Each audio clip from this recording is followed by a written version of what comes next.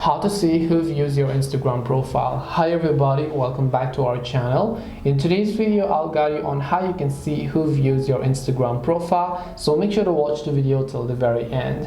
If you're curious as to what kind of people actually stalks you and then you want to see the number of people who viewed your profile, well, let me tell you that unfortunately Instagram doesn't feature such type of options. So unlike TikTok and so on, where they have the profile views option enabled, if you turn on those, you'll be able to see who viewed your profile. As a result, you'll also be able to let other people know that you viewed their profile. Instagram currently does not offer such feature. However, there are some ways that you can figure out. One way that you can figure it out is that if you have a public account, right, and if you're constantly uploading stories always, and you know your followers who view your stories, suddenly if you see someone who is not in your follower list and then you see that person viewing a public story, it could mean that person has basically viewed your Instagram profile, and that is one of the ways to figure out. But directly, there is no any way you can see. Even if I go to settings and so on, Instagram does not let you see who has viewed your profile, and if Instagram itself doesn't let you, then no one else will be able to do so.